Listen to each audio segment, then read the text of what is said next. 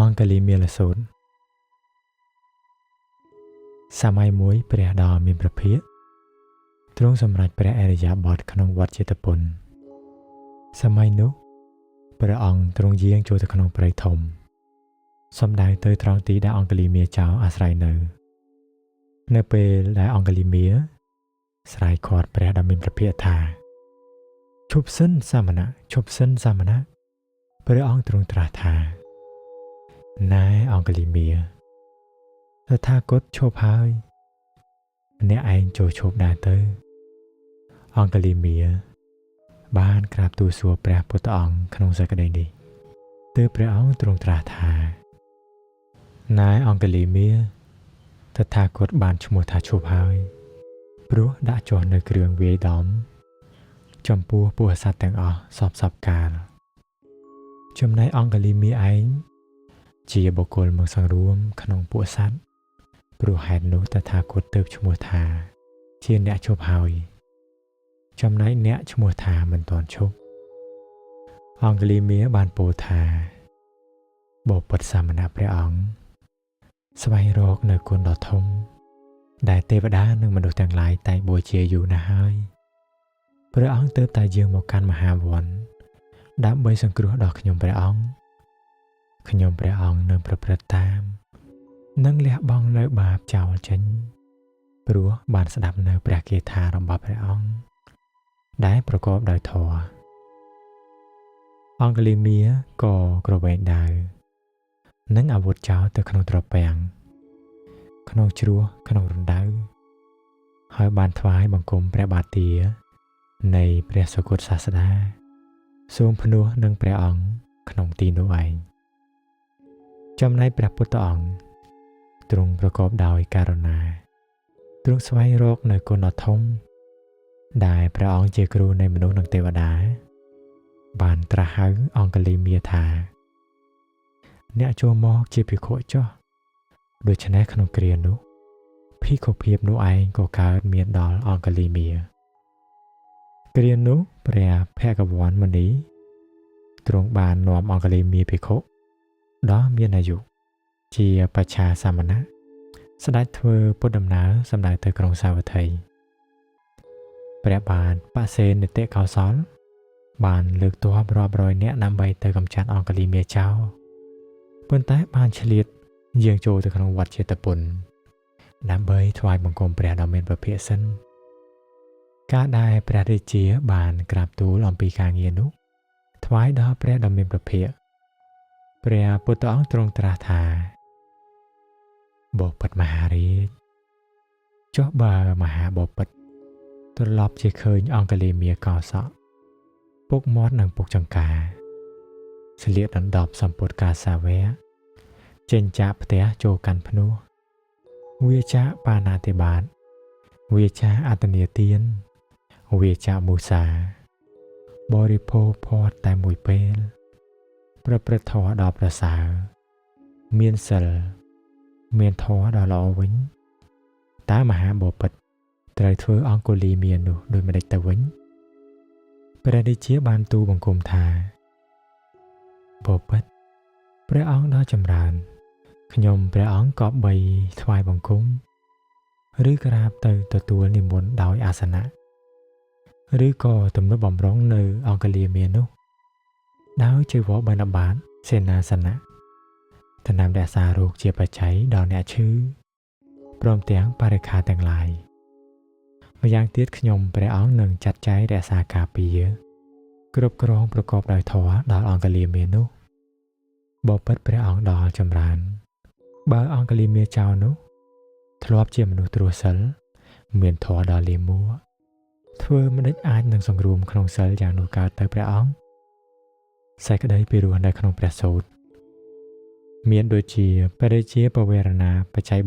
4ដល់ព្រះអង្គលីមាហើយក្រាបទូលសរសើរព្រះដ៏មានព្រះភិក្ខឬអង្គលីមាសង្គ្រោះស្ត្រីម្នាក់ដែលកំពុងលំបាកព្រោះគភ៌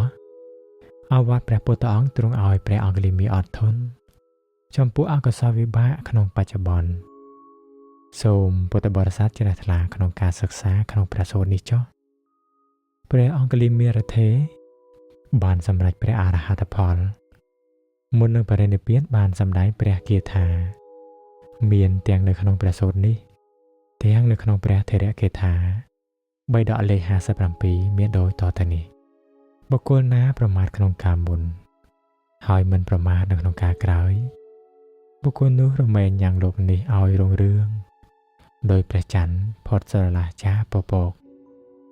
បុគ្គលណាបានធ្វើអំពើបាបហើយបិទអំពើបាបនោះដោយកុសលបុគ្គលនោះរមែងយ៉ាងលោកនេះឲ្យរុងរឿងដោយព្រះច័ន្ទផុតស្រឡះចាពពកភិក្ខុនៅក្មេងតែក្មេងគ្មៀតក្នុងព្រះពុទ្ធសាសនាភិក្ខុនោះរមែងយ៉ាងលោកនេះឲ្យរុងរឿងដោយព្រះច័ន្ទផុតស្រឡះចាពពកសូមពួកជនជាសត្រូវនឹងយើងស្ដាប់នៅធម្មគាថាសូមពួកជនជាសត្រូវនឹងយើង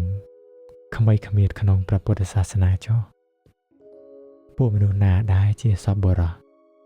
តែងដឹកនាំក្នុងធម៌តែម្យ៉ាងសូមពួកជនជាសត្រូវនឹងយើងគប់រកនៅមនុស្សទាំងនោះចុះសូមពួកជនជាសត្រូវនឹងយើងស្ដាប់ធម៌របស់ពួកសពបុរសដែលជាអ្នកពោលនៅខន្តីជាអ្នកសរសើរនៅសេចក្តីមិនក្រោធតាមការគួរផងចូលធ្វើតាមនៅធម៌នោះផងបើជននោះមិនបៀតបៀនយើងឬសត្វដទៃណាមួយទេជននោះក៏បីដល់នៅសេចក្តីស្ងប់យ៉ាងឧត្តមក៏បីរក្សានៅជនដែលមានចិត្តតក់ស្លុតនិងមានចិត្តមាំមួនពួកអ្នកបង្ហូរទឹកតែងបង្ហូរទឹកពួកជាងព្រួញតែងពុតព្រួញពួកជាងចាំងតែងចាំងពុតឈើពួកអ្នកប្រាជ្ញតែងទូមានខ្លួនជនពួកខ្លះតែងទូមាននៅសត្វពាហនៈមានដំរីជាដើមដោយដំបងកងវេនិងរំពាត់ផ្ដៅព្រះមានព្រះភិក្ខជាតាលីបុគ្គលទ្រង់ទូមានខ្ញុំដោយមិនបាច់ប្រើដំបងនិងគ្រឿងសាស្ត្រាឡើយក្នុងកាលមុនខ្ញុំជាអ្នកបៀតបៀនគេតែមាននាមថាអហិង្សកៈក្នុងថ្ងៃនេះខ្ញុំមាននាមត្រូវតាមដំណើរពិតហើយព្រោះខ្ញុំមិនបៀតបៀនជនណាមួយឡើយក្នុងកាលមុនខ្ញុំជាចៅល្បីឈ្មោះថាអង្គលីមៀ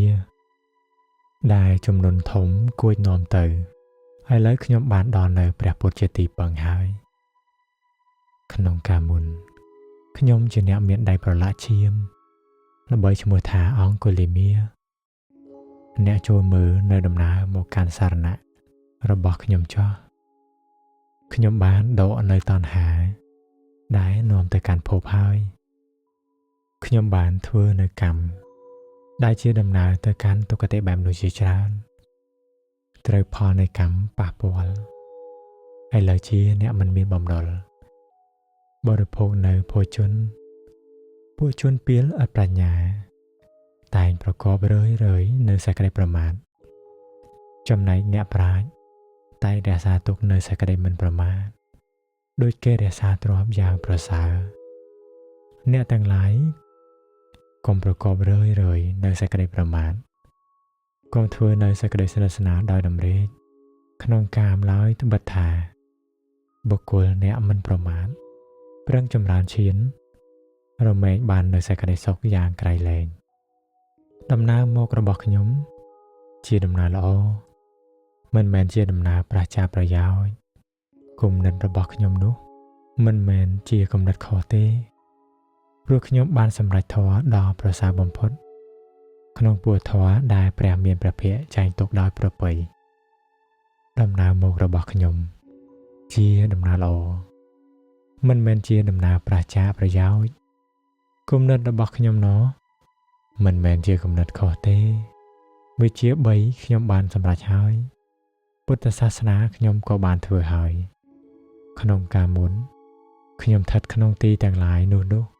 គឺព្រៃក្តីម្លប់ឈើក្តីភ្នំក្តីគុហាក្តីខ្ញុំក៏មានចិត្តតក់ស្លុតក្នុងកាលនោះឥឡូវនេះខ្ញុំដេកជាសុខឈរជាសុខចិញ្ចឹមជីវិតជាសុខជាបុគ្គលមិននៅក្នុងអន្ទាក់ដៃរបស់មា អោព្រះសាស្តាទ្រង់អនុគ្រោះខ្ញុំណាស់ក្នុងកាលមុនខ្ញុំបានកើតជាព្រាហ្មណ៍មានត្រកូលខ្ពស់ទាំងពីរខាងគឺខាងមាតានិងខាងបិតាថ្ងៃនេះខ្ញុំបានជាបុត្រ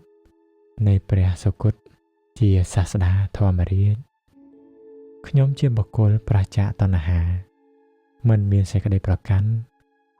បានគ្រប់គ្រងទ្វារសង្រួមដោយប្រពៃហើយការអស់ទៅនៃអាសវៈខ្ញុំបានដល់ហើយព្រោះបានសម្លាប់ឫសគល់នៃទុក្ខព្រះសាស្តាខ្ញុំបានប្រណិប័តហើយព្រះពុទ្ធសាសនាខ្ញុំបានធ្វើហើយភេរៈដ៏ធ្ងន់ខ្ញុំបានដាក់ចុះហើយតណ្ហាជាគ្រឿងនាំទៅកាន់ភពខ្ញុំក៏ដកចោលហើយ